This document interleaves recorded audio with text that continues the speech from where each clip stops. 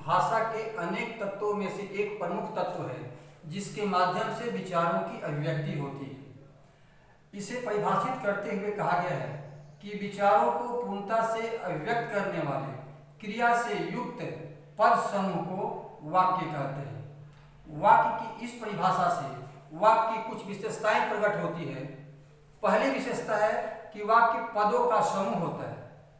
दूसरी विशेषता है कि वाक्य से विचारों की पूर्ण अभिव्यक्ति होती है। तीसरी विशेषता है कि वाक्य में एक क्रिया का होना आवश्यक होता है। पर कभी कभी हम देखते हैं कि वाक्य में क्रिया के स्थान पर संज्ञा और विशेषण पदों का प्रयोग होता है। तो क्रिया के स्थान पर संज्ञा और विशेषण पद जब प्रयुक्त होते हैं तो ये पूरक पद कहलाते हैं।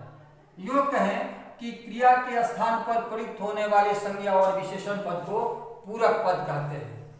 वाक्य के दो प्रमुख घटक हैं, उद्देश्य और विधेय। उद्देश्य और विधेय। तो राम जाता है में राम उद्देश्य है। वाक्य में जिसके बारे में कुछ कहा या लिखा जाता है उसे उद्देश्य कहते हैं। तो इस वाक्य में राम के बारे में बात कही गई है तो राम उद्देश्य है। वाक्य में विधेय के बारे उद्देश्य के बारे में जो बातें कही जाती है या लिखी जाती है उसे विधेय कहते हैं। तो इसमें जाता है, लंबा है, विद्यार्थी है, ये विधेय है। हम कभी कभी देखते हैं कि वाक्य में उद्देश्य और विधेय के साथ कुछ अन्य पद जुड़े हुए होते हैं।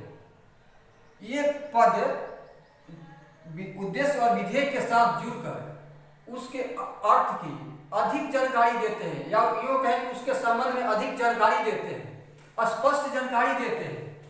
तो उद्देश्य के साथ जुड़ने वाले अन्य पद जो उद्देश्य के संबंध में अधिक और स्पष्ट जानकारी प्रदान करते हैं उद्देश्य विस्तारक या उद्देश्य वर्धक कहलाते हैं।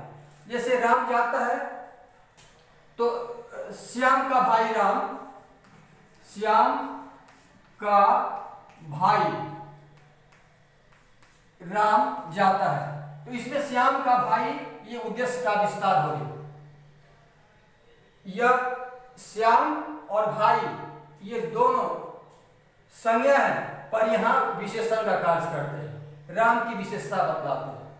तो ये श्याम का भाई ये एक वाक्यांश हो गया जिसे पदबंध के नाम से भी जाना जाता है। तो यह विशेषण पदबंध या विशेषण वाक्यांश हो गया।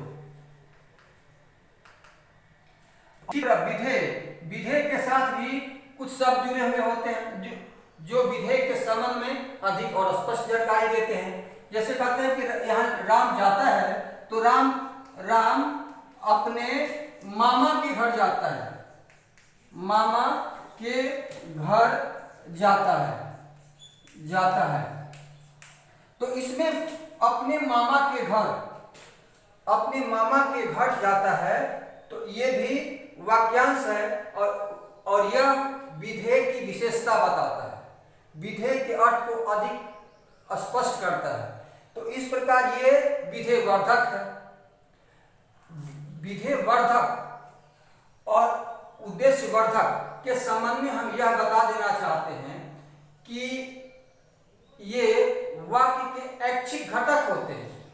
वाक्य के ऐच्छिक घटक वे घटक हैं जो वाक्य में प्रस्तुत होकर वाक्य के संबंध में अधिक जानकारी प्रदान करते हैं किंतु वाक्य से अनुपस्थित होकर यानी वाक्य में न रहने पर भी वाक्य में व्याकरणिक त्रुटि उत्पन्न नहीं करते। जैसे राम अपने मामा के घर जाता है, चाहे इसी हो कि श्याम का भाई राम अपने मामा के घर जाता है। तो इसमें ये उद्देश्य वर्धक है और ये विधेय वर्धक है। ये दोनों को हटा दें, केवल राम जाता है तब भी वाक्य व्याकरणिक दृष्टि से सही है और इसका अर्थ मुखरित होता है। राम जाता है पूर्ण वाक्य है और यह व्याकरणिक दृष्टि से शुद्ध भी है। इसी तरह एक वाक्य है कि राम क्या है, तो उत्तर में हम कह देते हैं कि एक विद्यार्थी है। एक विद्यार्थी है कहते हैं, इसमें कर्ता नहीं है, कर्ता का स्थान कौन है, फिर भी यह एक वाक्य है। तो ऐसे वाक्य को हम लघु वाक्य कहते हैं, यानी जो वाक्य व्याकरणिक दृष्टि से अपूर्ण होते हुए भी, जो वाक्य व्याकरणिक दृष्टि से अपूर्ण होते हुए भी पूर्ण अर्थ संप्रेषित करता है, लघु वाक्य कहलाता है।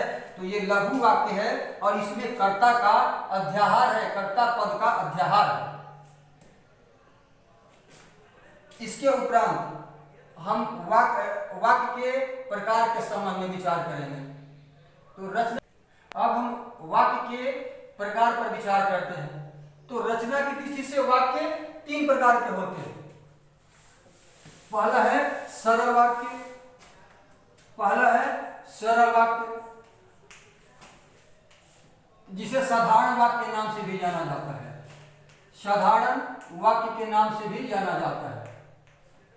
दूसरा है मिश्र वाक्य,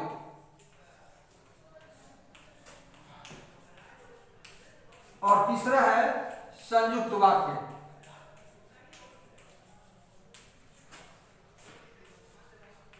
संयुक्त वाक्य इन प्रकारों के संबंध में अब अगले बार में चर्चा होगी।